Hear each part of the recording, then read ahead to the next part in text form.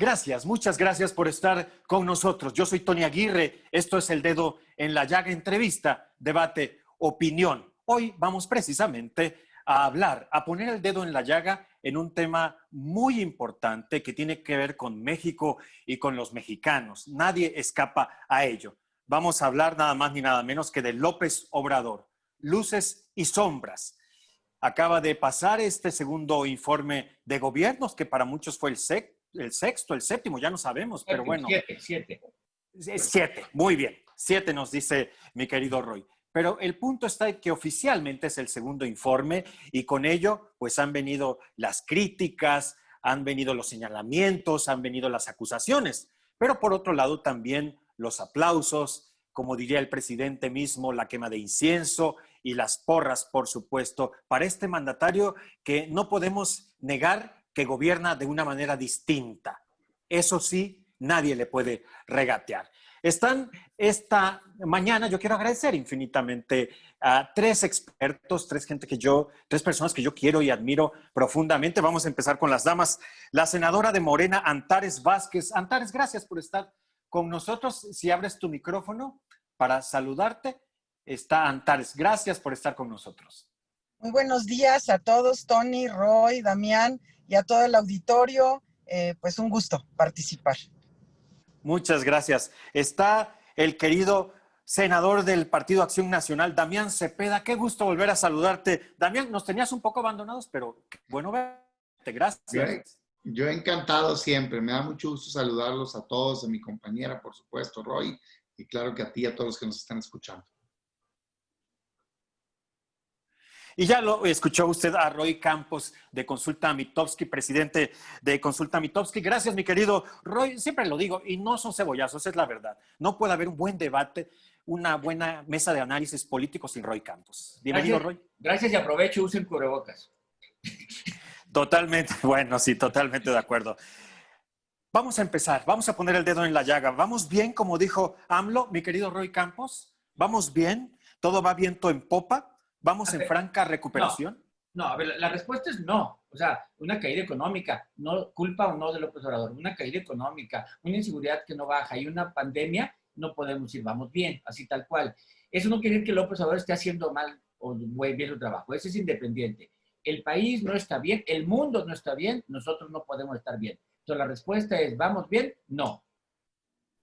Mi querida Antares Vázquez, ¿vamos bien? ¿Vamos viento en popa?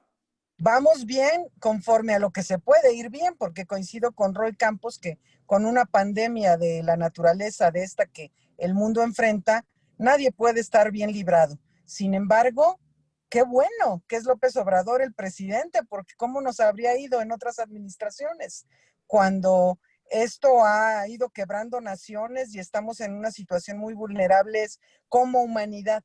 En todos los aspectos, en el aspecto sanitario, en los aspectos sociales y económicos, en todos sentidos. Pero creo que se está haciendo una buena conducción. Damián Cepeda, pongamos el dedo en la llaga. ¿Vamos bien? No, por supuesto que no. Dice el presidente que en el peor momento para México se tiene el mejor gobierno. A mí me parece que, por supuesto que no. Pues este gobierno está completamente reprobado. Si tomas datos objetivos públicos, es más, voy a citar puras fuentes oficiales. Pues está reprobado en economía, está reprobado en salud, está reprobado en seguridad, está reprobado en democracia. Entonces, pues no puede ir bien el país.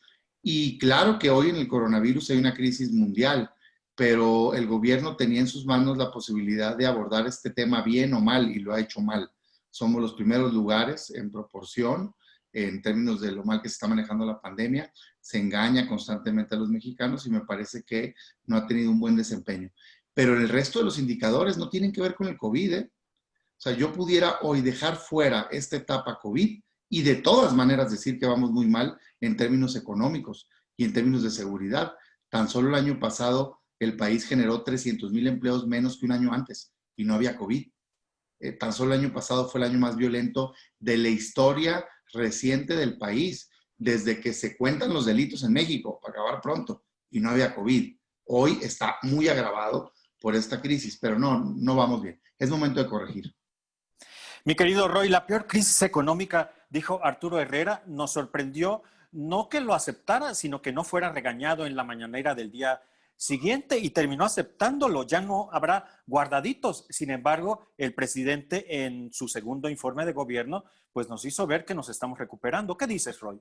Mira, tampoco exageremos en analizar el informe de gobierno. No hay ningún informe de gobierno, ha ido a muchos, ni de alcaldes, ni de gobernadores, ni de presidentes, que digan, no soy el mejor. Todos dicen, soy mejor que el anterior. He hecho más que el anterior. Nadie ha dicho, me falta hacer, me ganó la mitad. Todos pintan un escenario positivo. Son mensajes de gobierno, así que no exageremos. Autocrítica. No hubo autocrítica. Nunca hay autocrítica en los informes. Tampoco, ¿para qué me voy a pegar yo mismo si me van a pegar los demás? Tampoco hagamos eso. Mira, faltan...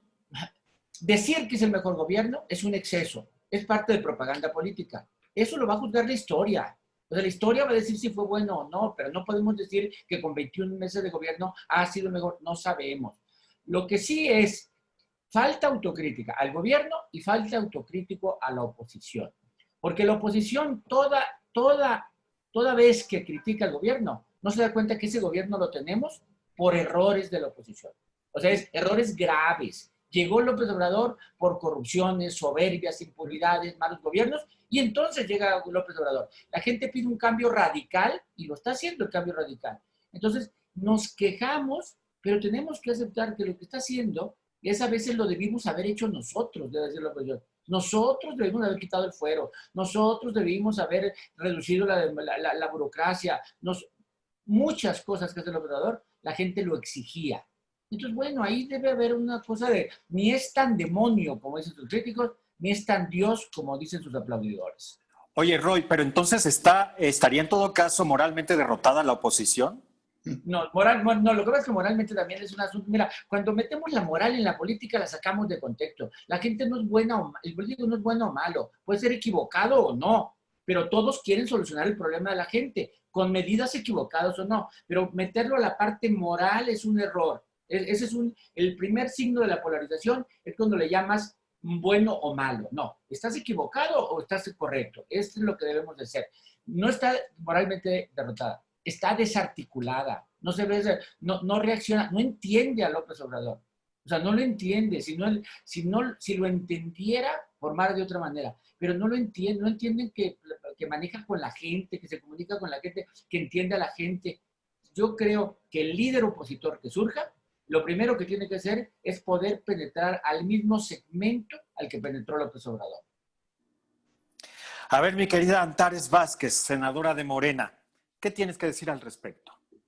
Mira, yo creo que hay que analizar el gobierno de López Obrador desde dos perspectivas. Uno, la perspectiva de fondo del proyecto de nación que se está planteando y que ha sido muy exitoso en la implementación de ir refundando lo que se pretendía hacer. Y la otra perspectiva es desde las circunstancias que han ido tocando.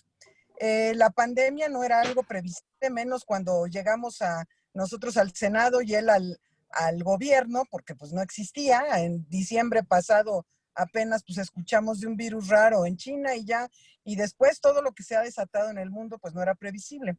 Pero es muy importante atender algunas de las cuestiones que pese a las cuestiones circunstanciales se están dando. Por ejemplo, en medio de esta crisis económica derivada de la pandemia, socialmente hay signos importantísimos que alientan porque la microeconomía se ha reactivado. No solo a través de las remesas, que por supuesto que es una súper ayuda de parte de nuestros paisanos en el exterior, sino que a través de los programas de gobierno se ha ido llevando bienestar a las familias, a tal grado que se ha ido reactivando la economía y el consumo interno. Esto está reportado por las tiendas, la organización de tiendas de autoservicio y de diferentes tiendas en donde la gente ya tiene para comprar que antes no tenían. Hay muchas protestas de los sectores que tradicionalmente se veían beneficiados con apoyos en épocas de crisis y ahora no ha sido ahí, sino que se ha dedicado al 70% más de más abajo en nuestra sociedad y se ha ido reactivando así en una situación extremadamente crítica para el mundo. También es importante destacar que a 21 meses de gobierno precisamente se ha podido ir avanzando en cuestiones estructurales como en el tema particularmente de salud, que era un desastre. Entonces, hay algunos a los que no les gusta que digamos de los errores del pasado, nada más que este gobierno no inició de la nada, sino que había un sistema de salud en crisis muy severa. En enero que arrancó el INSABI, pues no había muchas cosas que ahora resulta que sí existían siempre, ahora resulta que siempre hubo tratamientos para el cáncer y ahora resulta que siempre hubo atención médica para todos y todas, lo cual es falso. Entonces, ha tocado enfrentar una crisis a este gobierno, una crisis sanitaria muy severa, con los palos viejos y con una capacidad muy intensa de reaccionar para acondicionar hospitales que estaban en obra negra, para poder responder muy rápidamente en cosas que no teníamos ni personal, ni insumos, ni ventiladores, ni infraestructura, ni nada. Antares, estoy de acuerdo contigo, pero ¿no es exagerado decir que vamos saliendo de la pandemia y que vamos mejor que Italia, que España, que Francia y que el Reino Unido cuando hay 65,000 mexicanos muertos?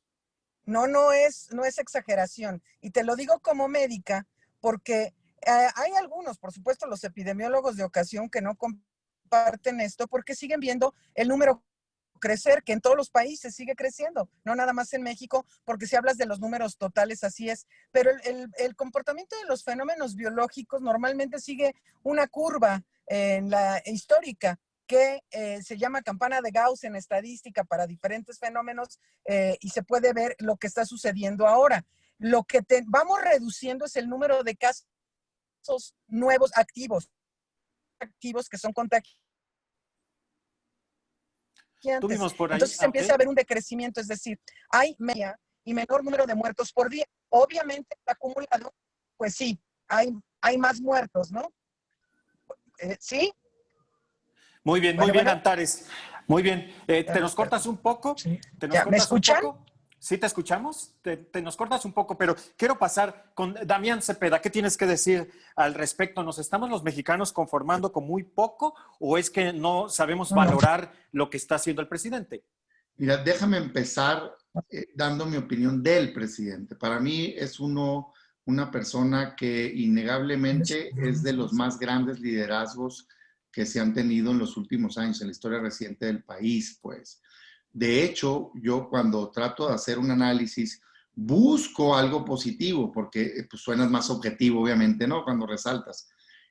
Lo más positivo que le veo a su gobierno tiene que ver precisamente con esa esperanza de cambio que despertó. O sea, sin lugar a dudas, y aquí yo lo digo constantemente en el Senado y lo repito ahorita, yo no soy defensor de oficio de nadie. O sea, lo que se hizo bien en el pasado, qué bueno, y lo que se hizo mal, pues está mal y por eso perdimos. O sea, punto, pues. Hay que corregirlo. Yo no era responsable, soy miembro de un partido, lo bien, bien, lo mal, mal. Para adelante, pues. Queremos cambiar al país. O sea, no puede uno vivir atrapado en el pasado. Y lo que creo que él ha hecho principalmente es despertar esa esperanza de cambio grande. O sea, más de la mitad de la gente que votó por él. Impresionante. Sin embargo, del tamaño de esa esperanza ha sido la decepción. Y bueno, aquí tenemos un experto en encuestas, pero a mí no me sorprende ya sus números. O sea, andar en 50, perdón, pero es cualquier otro presidente ya. Ya no es el gran líder con la voz absoluta. No, o sea, lo comparas en estos años con otros presidentes y están iguales. A mí me parece, cuando veo al presidente, con quien no comparto visión, pero respeto por ser presidente, y a quien quiero que le vaya bien, yo digo, caray, pudiendo hacer tanto hace tan poco. O sea, al día de hoy, si hoy se acabara el gobierno, ¿cómo lo juzgaría la historia? Mal. No ha sido un buen gobierno. No ha cambiado México. Oye, Damián, pero es que lo mismo nos pasó con Vicente Fox, con tu partido. Y nomás que ustedes yo no tuvieron vengo dos oportunidades y tampoco la vimos venir. Sin duda alguna, y yo no soy defensor ni de Fox ni de Calderón. O sea, digo, para acabar pronto, pues. A mí, denle. Les puedo hablar de lo bien que hicieron, inversión en infraestructura, inversión en salud, yo sí lo creo. O sea, podemos comparar, si quieren, cómo creció económicamente México mucho más de lo que está creciendo ahorita. Y en promedio, cómo tuvimos una crisis en un año y luego crecimos a más del 5%, por ejemplo, en el sexenio de Calderón. Pero no soy defensor, pues. Yo no comparto su visión en seguridad, por ejemplo. Pero hoy volteo y digo, oye, ¿qué pasó? vamos a entrar a ese tema. Carajo, se supone que lo ibas a cambiar, se supone que estuvo muy mal México por militarizar el país y ahora resulta que hay más militares que nunca encargados de la seguridad. ¿Dónde está el cambio, pues? O sea, yo quisiera ver al presidente que el presidente López Obrador cree que es. Lo quisiera ver. O sea, así como algo fuera de lo común, transformando este país, yo no lo veo. Y yo soy muy técnico. Entonces yo les digo, a ver, ¿quieren analizar economía? Muy bien. El año pasado no solo no crecimos, sino decrecimos, menos 0.01%. Se crearon 300,000 empleos menos que un año antes. Este año han perdido el empleo 12.5 millones de mexicanos, no 1 millón, como repite el presidente. Esos son los formales. El INEGI dice 12.5. El Coneval dice que hay 69 millones hoy de personas que el ingreso no les alcanza para una canasta alimentaria. Y el presidente, viendo eso, ¿qué hace? Nada. Sigue con sus programas. Está muy bien que dé apoyos a adultos mayores. Yo voté a favor. Está muy bien sus becas. Pero estamos ante una situación extraordinaria. Debería estar dando un apoyo extraordinario, como el ingreso básico universal o temporal, como le llama la ONU, o mínimo vital, como le llaman otros. Y no lo quiere hacer porque está aferrado con sus proyectos de Dos Bocas, Santa Lucía. Ahorita decía la compañera, es que abajo se mejoró. A ver, datos públicos oficiales. El consumo cayó casi 10% con corte enero-mayo. La inversión fija bruta cayó 20% y tenía, previo al coronavirus, 9 meses continuos cayendo. Entonces, no toda la crisis la explica el coronavirus, la explica un gobierno que no ha sabido actuar y que no sabe escuchar. Yo mi recomendación concreta sería, 1, aprende a escuchar. Otros pueden tener buenas ideas, escúchelas, parece que se cree dueño de la verdad absoluta. 2, aproveche su segundo informe para hacer un corte de caja y valorar si este es el gobierno que usted pensó que iba a ser cuando estaba buscando el gobierno. Si le gustaría ahorita que hicieran un juicio de si ha sido o no un gobierno excepcional. Yo no lo creo. Y 3, que deje de dividir a los mexicanos. O sea, el que piensa distinto que el presidente es enemigo. No somos enemigos. Pensamos distinto, hombre. El rol del presidente es ser el máximo líder del país. Un líder que sepa aglutinar ese mosaico plural de ideas que somos en México. Yo creo que si hace eso en los próximos 4 años, puede terminar siendo el presidente que todos esperamos y queremos que sea. Si no, perdón que lo diga, pero va a ser uno más en la historia. ¿Es el segundo mejor presidente del mundo, Roy? ¿El más atacado después de Madero? No. Él dice que tiene el 70% de aprobación cuando tú lo tienes en 54, Universal 53, Reforma 56, Oráculo 58. Él dice 64, ¿no? 70% de que se quede o se vaya y luego le bajó a 64 de aprobación. Y aún con el 64 no fuera el segundo del mundo. O sea, mi última es el séptimo en América, es lo que traigo. Lo cual no lo hace malo. Son de los excesos verbales de López Obrador o de Trump o de cualquier presidente. Son excesos verbales. Mira, hoy en México es muy fácil ser oposición o ser gobierno. Porque si uno le busca forma de defender, tienes muchas cosas para defender a López Obrador. Y si le gusta, tienes muchas cosas para atacar. Damián nos dio un ejemplo de los números no son para defenderlos. Por cierto, Damián, te voy a corregir una cifra que no destruye tu argumento. Los 12 millones que se perdieron de abril, hoy dio el INEGI que 7 ya se recuperaron, pero 5 millones de personas no han podido regresar a su ingreso, que no es poca cosa, son 5 millones de personas, ¿no? Pero nada más que las cifras de INEGI son integrales, Roy, pasan de un lado a otro. O sea, INEGI dice desempleo, luego dice subocupación, que es el que no tiene la jornada completa. No, de hecho, ni siquiera dice empleo, es que Exacto. tenían ingreso y perdieron el ingreso. Exacto. Y, ya volvieron a tener ingreso. Y luego dice personas en suspensión laboral. Entonces, digamos, en fin, no me voy a meter en un debate técnico, pero... Oye, pero no destruye el argumento, el argumento es fuerte, no es 1 millón, son millones, son más gente. Oye, Roy, pero el presidente dijo que fueron 93,000 empleos recuperados. Formales, de 1 millón que se había perdido. Exacto. Pero López Obrador lo dice, a ver, ¿por qué un presidente no nos va a generar optimismo? Él dice, vamos a levantarnos en V. Eso no dice Herrera, pero él genera optimismo. Ya pasó lo peor, ya se levantaron 93,000 de 1 millón que se habían perdido. O sea, él trata de generar optimismo. Ya domamos la pandemia. no está domada la pandemia, no está domada, estamos mal. Sí, está bajando, evidentemente coincido con Antares. La curva ya va para abajo, claramente ya va para abajo. Sí, eso no quiere que ya la hayamos domado y que no haya peligro de rebrotes como en el mundo entero. O sea, hay varias cosas, pero López Obrador intenta generar optimismo. Lo que sí está haciendo hoy es muy fácil ser opositor o gobierno, porque si quieres criticarlo, hay 1000 cosas para criticarlo. A ver, el gasolinazo, las tomas de trenes que no quita, en la tierra de Damián, el cierre de carreteras, hay muchas cosas. Pero si quieres hablar bien, a ver, su intención de desarrollar el sur, a ver, nadie lo había hecho en 100 años. Desarrollar el sur, hay que hacerlo, ¿no? El hecho de que le importe más la disminución de la pobreza que el crecimiento del país, qué bueno, ya es hora de esa justicia social. Por ejemplo, es un exceso verbal decir que su modelo no lo va a patentar, pero que es único. No, es un modelo keynesiano clásico, de fomentar el consumo interno para que consume fomente comercio, el comercio la producción el empleo el consumo. Y es la vuelta de la rueda de la economía. Es un modelo keynesiano, pero López Obrador un poco tiene ese exceso porque así le gusta su militancia y él alimenta su militancia. De hecho, la crítica más fuerte que yo le haría a López Obrador es su permanente polarización como mecanismo de comunicación política. Esa es la crítica, porque no veo una salida pacífica a un esquema de polarización política, ¿no? En lugar de tratar de conjuntar, así es la política, pero él ya es presidente. Esa es mi única crítica fuerte que yo le haría. Roy, tú me habrías dicho en algunas de las entrevistas, de las muchas que tuvimos el gusto de llevar a cabo el año pasado, que las expectativas y la esperanza estaba por encima de las cifras. ¿Sigue siendo esto así?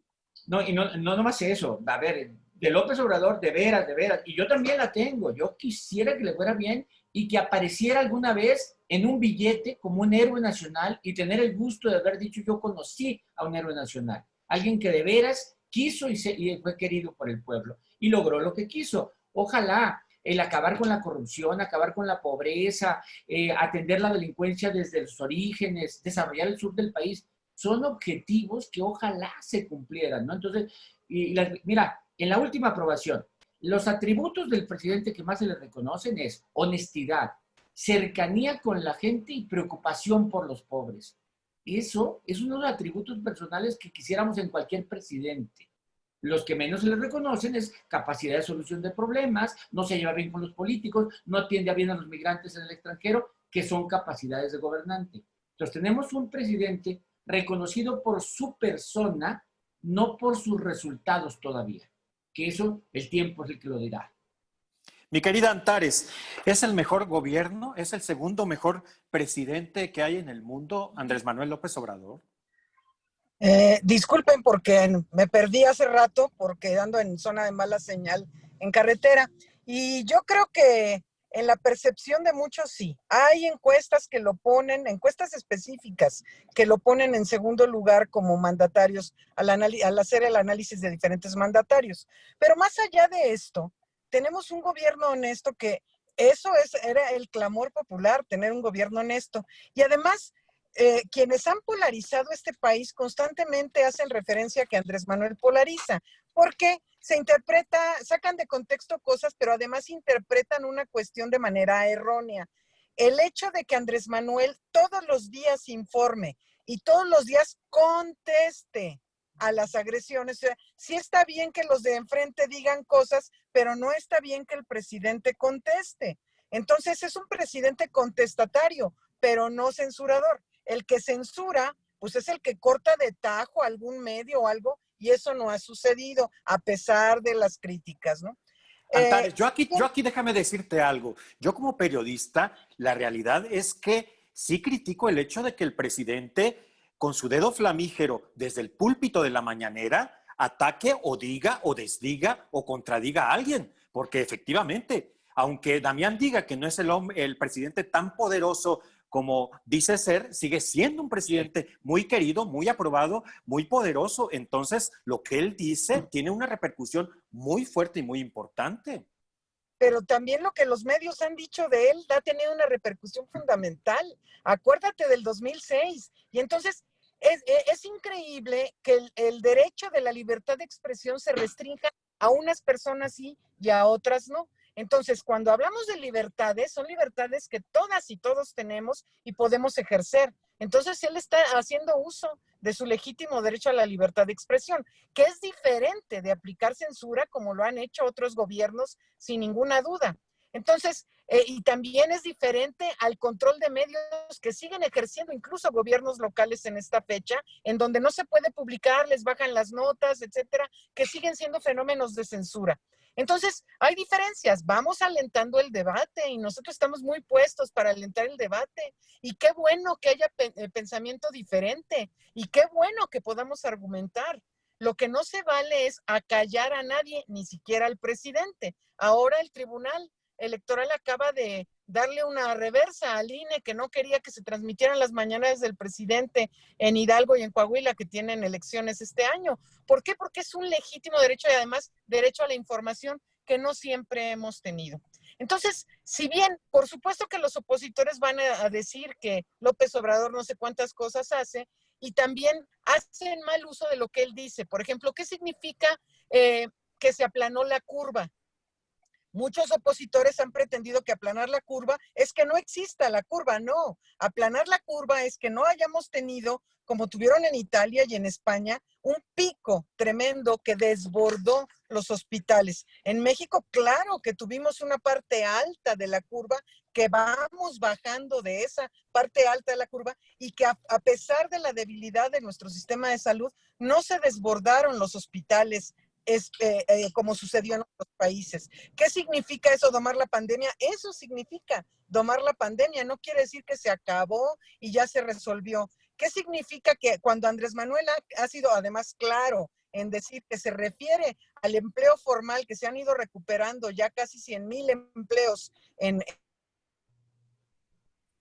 el mes de agosto, se refirió formal. Y por supuesto que el informal, que no creció, díganme decirles, que no surgió ahorita, sino que existió siempre, es la válvula de escape del terrible desempleo que ha habido siempre en México, pues sí, obviamente, pero además también se ha ido recuperando. Entonces, nadie ha negado que se perdieron empleos, por supuesto que se perdieron, pero que ahorita se van recuperando también es cierto. Entonces, que no falseen información diciendo que se perdieron y ya se quedaron perdidos. Estamos en un fenómeno tremendo que generó, por supuesto, la pérdida de muchos empleos formales e informales y que, por cierto, ha sido la primera vez que el gobierno ha dado créditos abajo a las microempresas, incluso de informales, también créditos a la palabra para pagar después y todo, que se puedan, además se entregaron de manera súper ágil 3 millones de créditos.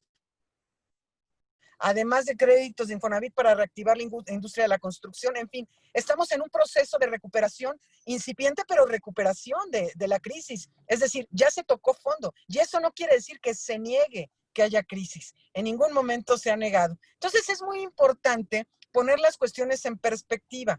¿Qué habría pasado en otros tiempos? Como sucedió en crisis severísimas. Por ejemplo, en el sexenio de Calderón hubo una crisis muy severa y el crecimiento económico global del sexenio fue pírrico, pírrico.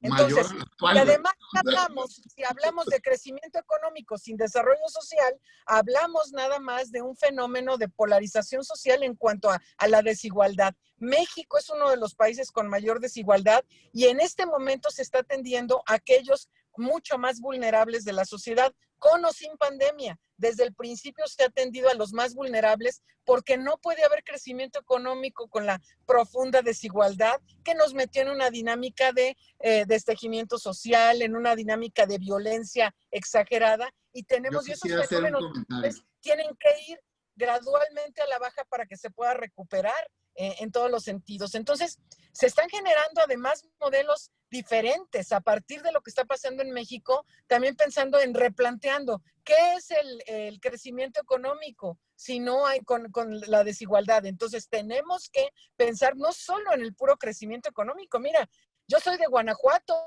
y ahí el crecimiento económico ha sido muy bueno, pero es de los estados más desiguales y por eso el más violento, con mucho. Entonces, tenemos que ver esos ejemplos para reparar.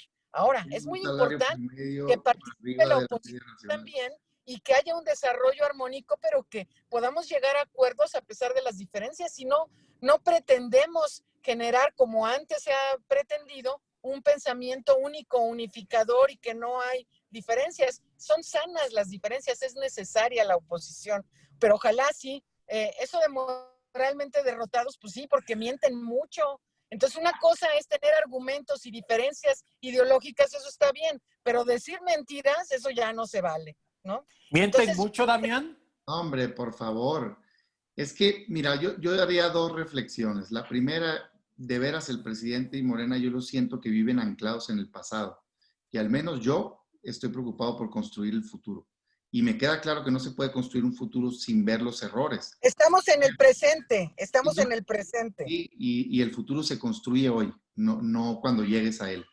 Entonces, yo volteando a ver que si Lázaro Cárdenas y que si no sé cuántas fijaciones tiene y queriendo hacer lo mismo que funcionaba hace décadas. Es memoria histórica, Te es dejas, importante. digo, yo te escuché como por 15 minutos, déjame hablar 5 al menos y ya con mucho gusto.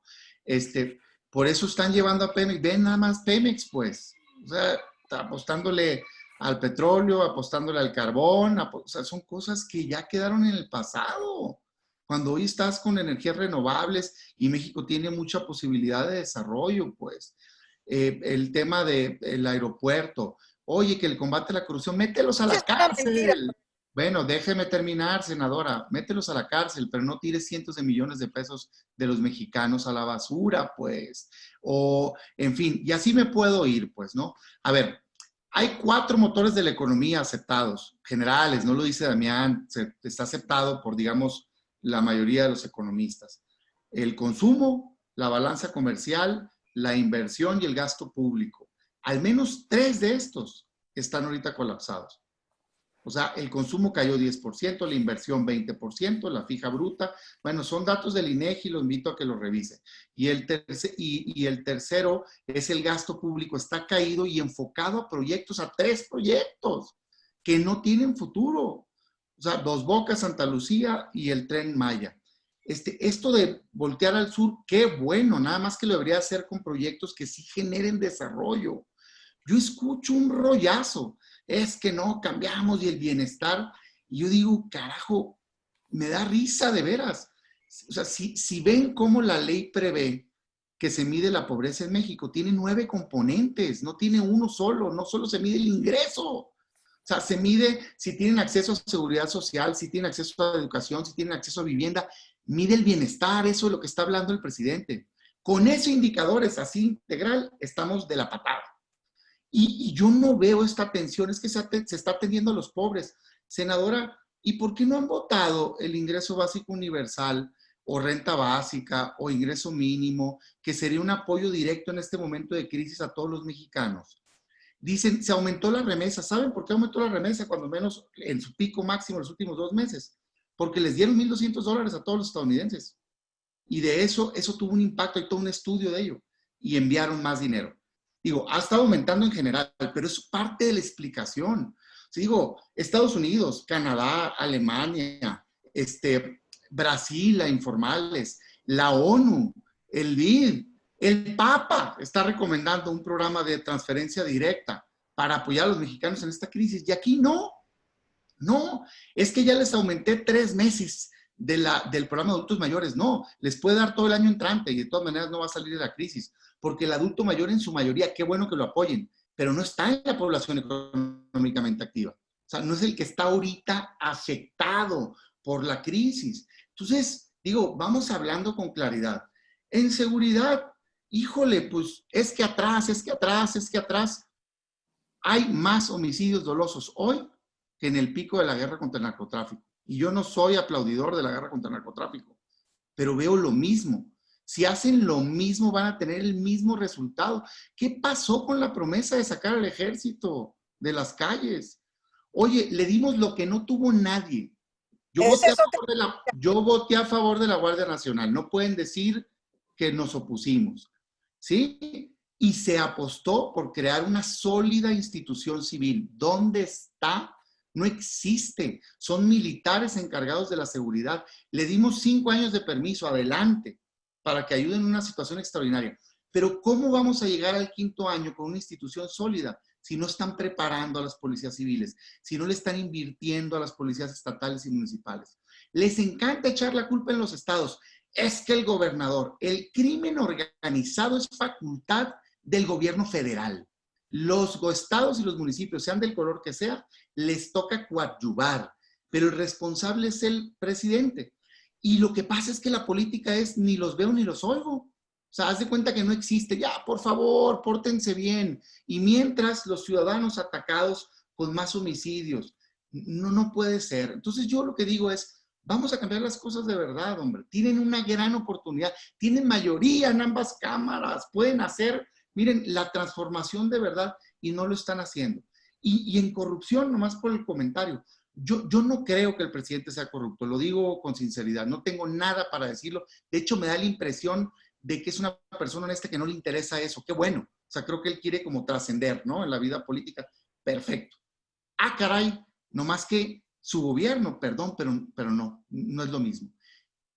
3 de cada 4 contratos, 3 de cada 4 contratos son por adjudicación directa, no hay licitación. Si no hay licitación, no hay transparencia, no hay competencia, no te puedes hacer del mejor producto con el mejor precio. Y entiendo que la justificación es que no, somos buenos y no importa. Siempre hay gente mala. O sea, no puedes garantizar que todos van a actuar bien. Entonces, por eso hay que crear instituciones. Entonces, yo todo esto lo digo de manera proactiva. La senadora, podemos diferir, yo la respeto mucho, pero yo he votado a favor y en contra. De hecho, he votado a favor cosas a pesar de lo que dice mi partido. Por ejemplo, la revocación de mandato, la voté a favor. Creo que tenían razón. Y todos votaron en contra. Pero, pues me siento con el derecho, no nomás con el derecho, es mi trabajo de decir las cosas como son. Lo que está bien, bien, pero lo que está mal, mal. Se me hace, Damián, que no entendiste que son aportaciones y no entendiste los abrazos y no balazos. Pero mi querido Roy, mucho ruido y pocas nueces es lo que entendí de Damián. Mucho ruido y pocas nueces el gobierno de López Obrador.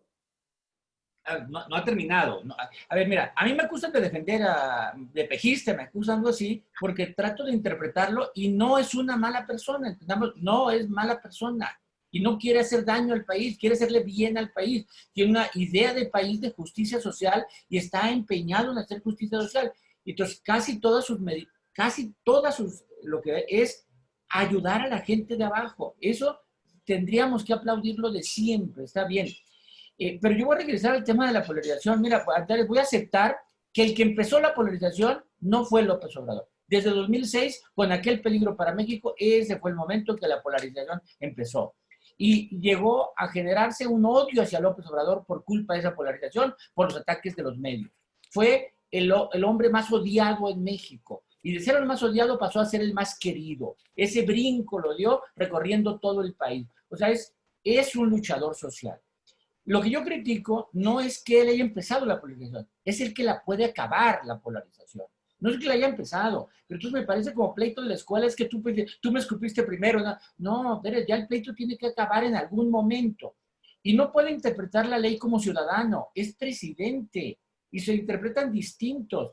Yo como ciudadano puedo hacer todo lo que la ley no me prohíbe. Él como presidente, solo lo que la ley le dice que haga. Y entonces de repente ves en la mañana diciendo, es que yo como luchador social, no, ya no eres luchador social, eres el presidente. Y el poder que tienes 30 millones de seguidores que están dispuestos a dar la vida por ti tal vez. Y cuando tú señalas a alguien, estás diciendo, ahí está el enemigo. Tienes aparato de inteligencia, tienes aparato de fuerza, tienes aparato de medios, tienes tu espacio como para señalar. Entonces, el poder presidencial es impresionante. Mídelo y gobierna hasta para los que te odian, aunque te ataquen. Entonces yo creo que el presidente ahora lo hace en una estrategia de comunicación política muy exitosa, muy exitosa. Yo creo que el planteamiento que hace Damián es justo lo que López Obrador está planteando. A ver, ciudadano, viene una elección, tienes 2 opciones, castigas al pasado o construyes un futuro. Y el ciudadano es más dado a castigar el pasado porque hay muchas imágenes claras de que debe de castigar. Muchas claras, personas, imágenes, riquezas, las tienes cercanas, tu gobernador, tu alcalde, tu partido, y quiero castigarlo. Y no se me ha acabado el coraje del 18. Todavía tengo coraje del 18. No ha acabado. no se han terminado de ir. Entonces yo creo que está López Obrador en una estrategia de comunicación política exitosa, pero que no veo un futuro bueno si nos está dividiendo como está dividiendo. Y los que nos quedamos en medio somos odiados por todos. Nos odia el que lo defiende y nos odia el que lo ataca. No, bueno, ni modo. Pero López Obrador tiene que en algún momento aceptar que gobierna para todos, hasta para los que lo odian y lo critican. Hasta para ellos tiene que desear que les vaya muy bien. Muy bien, pues yo quiero agradecerles infinitamente. Esto que acaba de decir Roy Campos me parece muy justo. La realidad, debo confesarles que alguien el otro día me decía, defínete. No, bueno, yo como periodista no puedo definirme. También trato de buscar esa ecuanimidad y esa objetividad y no me importa si pierdo o no tengo los suficientes likes o seguidores y demás. Pero yo quiero de verdad agradecerles infinitamente. Senadora, ha sido un placer, un lujo. Ya nos pasamos de tiempo. Pero ¿tendría alguna frase la senadora Antares Vázquez de Morena para despedirnos, senadora, si abre su micrófono y nos despedimos con una frase? Le agradezco infinitamente que haya estado con nosotros. Muchas gracias por la invitación, Tony. Es muy importante que la población vaya desarrollando el pensamiento crítico para poder diferenciar la verdad de la mentira. Muchas gracias. Gracias. Miren qué buena frase. Mi querido Damián Cepeda, ha sido un gusto volver a platicar contigo. Ya no nos abandones, por favor, en una frase también así de pocas palabras. Yo reiteraría mi recomendación humilde, que aprenda a escuchar, que aproveche el segundo informe y haga corte de caja y que deje de dividir a los mexicanos, que construya el futuro y no se ancle en el pasado. Muy bien, muchas gracias. Mi queridísimo Roy Campos, una frase también así, de esas que también sabes usar muy bien. México es un muy buen momento para ayudar. Seamos solidarios. Es un buen momento para ayudar en este momento. Yo quiero agradecerle a la senadora de Morena, Antares Vázquez, al senador del Partido Acción Nacional, Damián Cepeda, y al presidente de Consulta Mitofsky, Roy Campos, que se hayan dado el tiempo para analizar parte de este séptimo informe de gobierno del presidente López Obrador. La realidad es que creo que han arrojado información muy interesante, muy importante. A uno como periodista lo han hecho pensar bastante en torno a ello. Gracias, de verdad, muchas gracias a los tres. Contrario, saludos. Muchas gracias. Saludos. Usen cubrebocas. Hasta luego. Usen cubrebocas. Bueno, también se lo pedimos al presidente que use cubrebocas. Yo soy Tony Aguirre. Esto fue El Dedo en la Llaga. Entrevista, debate, opinión. Pásela bien. Hasta la próxima. Gracias.